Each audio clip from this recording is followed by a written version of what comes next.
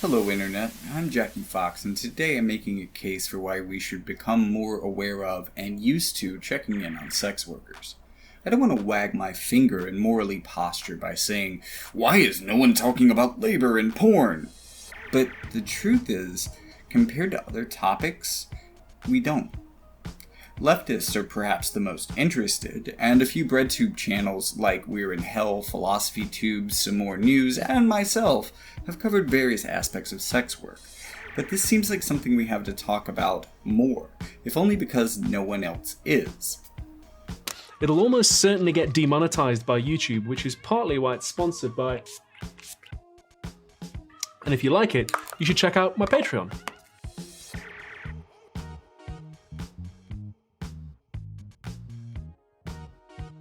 Many of the people who do make content about sex work make broad and often ignorant assumptions.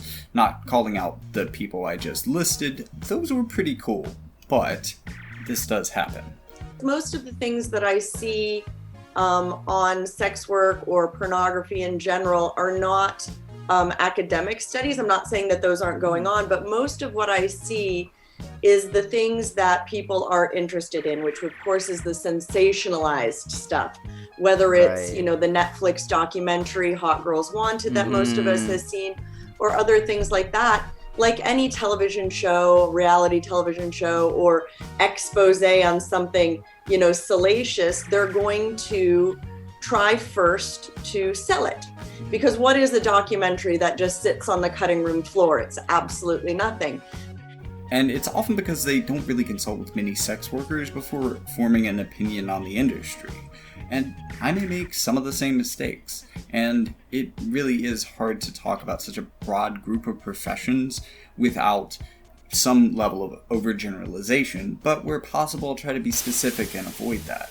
Sex work is a broad term, covering all sorts of jobs. You've got dancers, adult film stars, webcam performers, escorts, phone sex operators, fetish and domination workers, and even within full service providers, that's people who have sex with private clients for money, you've got street workers, you've got people who do it out of a flat, you've got people who go to hotel rooms. We call it sex work rather than prostitution because sex work covers that wider umbrella, whereas prostitution specifically denotes a crime. Sex work is a big industry with people of all different genders and races and classes doing all kinds of different jobs. In politics, even being associated with sex work is like a third rail. No politician wants to, or until very recently wanted to, be seen as facilitating sex work or encouraging sex work, said Mike Stabile, Director of Public Affairs at the Free Speech Coalition and Adult Industry Trade Association. Representative Ro Khanna has said that his colleagues didn't even want to take meetings because of the possibility of pictures or images with sex workers that could have been taken. For the most part, our senators ignore sex work, even while many conservatives and progressives get upset with similar dynamics in more safe-for-work industries. Sex work is diverse, and for the most part I'm talking about legal sex work in this video, but the issue of being disregarded by lawmakers and the public is an industry-wide issue. When sex work does get attention, it's often from reactionary family values types who are trying to uncritically dismantle the industry. Take for example Lindsey Graham's Earn It Act, Senator Jeff Markley, and Ben Sass's Stop Internet Sexual Exploitation Act, which sex workers have said could be the death knell of their industry, or even Democrat Mike Warner's Safe Tech Act. Even with seemingly good intentions, the little sex work-related legislation that is passed is ineffective, poorly thought out, and harmful garbage like FOSTA SESTA. Even though a lot of people said the bill was rushed and had a lot of bad consequences, we all just sort of moved on. And wouldn't you know it, now we're getting stories not only about sex work becoming more dangerous in the years since SESTA FOSTA was passed, but human trafficking getting way worse as well. Police recorded a 170% jump in reports of human trafficking in San Francisco last year, but we're learning that that huge spike appears to be connected to the federal shutdown of sex-for-sale websites. The goal of this law was to curb human trafficking, but it seems to be having the opposite effect. It was not just that their perspective was discarded. Their perspective wasn't even heard. They were considered almost untouchable in the Capitol, said Khanna of the process of passing the bill to Congress. Sex workers are gaining a small group of political allies in the squad, Though beyond repealing FOSTA SESTA, there haven't really been any brave proposals for building sex worker power. Meanwhile, we're keenly aware of Amazon's anti-labor practices and workers pissing in bottles so their pay doesn't get docked for visiting the bathroom. We all know how the gig economy deprives workers of benefits and wages using a contractor model. We aren't aware that the largest porn producer in the world, the monopolistic MindGeek, has a policy of letting go contractors who talk about unionizing. When you count in contract labor alongside performers, there are a lot of people working very hard to make sure that you have a variety of porn to watch every night. Similar to the gig economy, this is a large chunk of the nation and the world's employees, sucked into an employment model we know is exploitative, but we don't know enough about what goes on behind the scenes to even understand. Even adult tube site workers are job creators, often hiring freelancers like me to ghostwrite or even edit their videos. Sex workers seem to have a pretty good grasp on the benefits of reinvesting in their business. So, if more of a sex worker's labor value ends up in their hands at the end of a transaction, that's more money that they can pay to the people that they hire to help them run their small business. A lot of work in porn also gives the unique opportunity to look at the theft of labor value. When a worker performs labor, this creates or adds value, or a value potential. If the product isn't sold, no value can be realized. This is true of all labor, so sex work and pretty much any other type of work is the same in this regard. It all creates potential values that are realized in the sale of the product. Where profit comes in is because the worker has no control over the products of their labor. They are paid a wage, and that wage is never the full value of the products that they produce. So profit is the difference between the wages paid and value produced. Unlike an Amazon warehouse worker, most porn stars on video sharing and live camming sites are 100% responsible for the creation of the value when a customer leaves a tip or buys a video. But often, adult video hosting platforms take around 20 to 40% of each transaction just for owning and maintaining the platform itself. Most of them are 80% payouts. Like even the tip, they get 20% of that. The Get My Vids payout is 60%. They get 40% of that. In VCrush, they get 20%. Custom videos, they get 20%. Texting services, 20%. Compare this to a site like premium YouTube-like site such as Vimeo, which charges fairly straightforward flat rate monthly fees. This may actually benefit users starting out by setting a very low bar for profitability, but if you intend to make an income from this, the fees can quickly become devastatingly overbearing. Fund Me, which is like for people to help pay for people do it for moves, people do it for the big sex machine, stuff like that. That's 20%. Now, compare this to GoFundMe, where the total fees for funding are just a bit over 2.9%. You could also compare it to a subscription funding site like Patreon, which only takes around 10% in fees. For these reasons, here's a pro tip. If you can DM someone and pay them off platform for videos in a way that minimizes transaction fees, like Cash App, do that instead of paying them through the platform whenever possible. It would be rude and entitled of you to demand this, but you may also get a bit of a discount for managing your transaction this way. And in any case, this is generally a courtesy to the performer that you're purchasing from. In respect to labor value, sex workers and every other worker are exploited in a similar way, and therefore we should try to afford them all the same protections that we would want for other types of workers.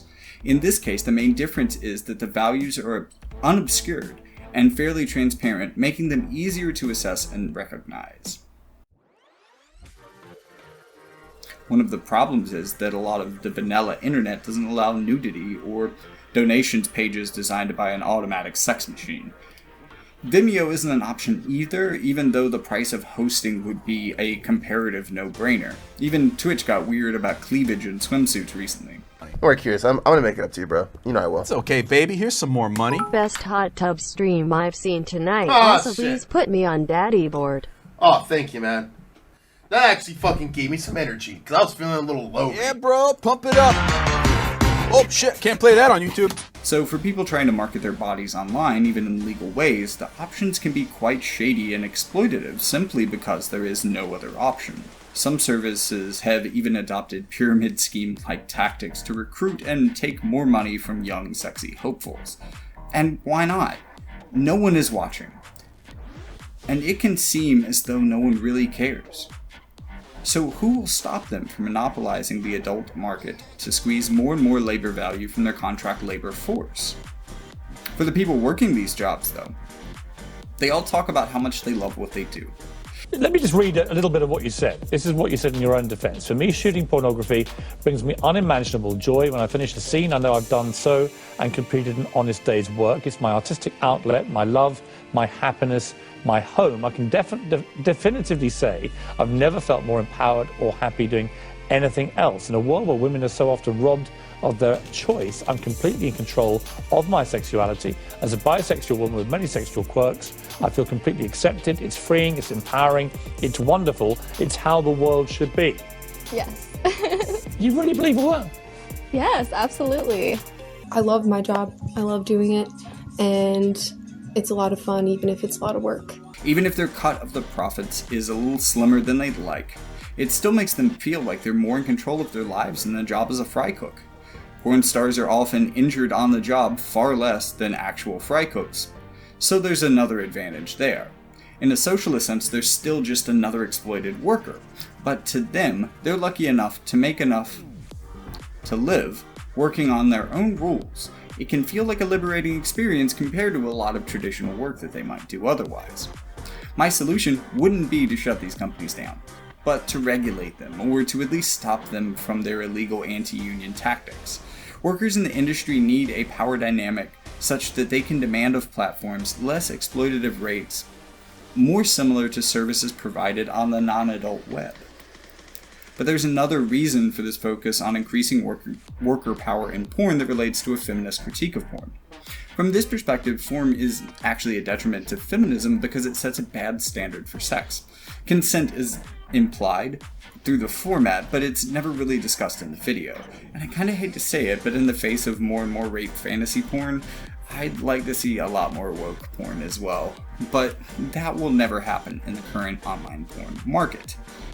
Porn has yet to keep up with the times for one big reason: the monopolistic rise of Pornhub and MindGeek. Surely you've noticed, but free online porn has begun to stagnate since MindGeek started buying up market share. This is a similar phenomenon to what we've seen in Hollywood. When major companies view movies as an investment, the stories they invest in are usually only the tried and true bestsellers. So much for granny shifting. That's how, since big players like Pornhub entered the market, things like sibling, roommate, stepmom porn, rape fantasy porn, etc. became nearly half of everything you'd see, especially on MindGeek-owned platforms like Pornhub. That is because MindGeek owns most of the porn that you're likely to see online. However, if most of the porn was self-directed, a lot of these issues might be able to disappear. They'd still face market pressures, but in the face of that, they'd only be doing scenes that they're comfortable with. Online porn is an industry that was at first dominated by small business owners with agency in their productions, and I'd like to see it return to that. I think that that is not only important, but that worker agency is crucial if we want to break free of cheap, unimaginative cookie-cutter porn made by non-union contract workers. It's like the difference between a world of fast food and a world of restaurants owned by the cooks that work in them. We can only make some really ethical decisions about porn production if workers have agency to make their porn more about what they enjoy, instead of what a typically male director thinks will sell best. There's also the issue of data collection. Once again, leading the way in technology, tube sites gather data on everything you do and everything you watch. These sites know things about your sexual preferences that you don't even know. MindGeek has data on what clothes you think are hottest, what positions turn you on, and even what furniture layouts make you nut the hardest.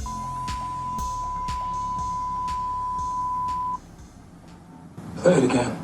Over the last few years, we've seen aging senators, half of which don't even have a firm grasp on what the internet is, interrogating social media and big data over the data and monetization practices. Adult tube sites, like the ones owned and operated by MindGeek, mine a tremendous amount of very personal information from their users. Somewhere in a server is a profile of every link you've ever clicked that was so dirty you had to erase it from your browser history.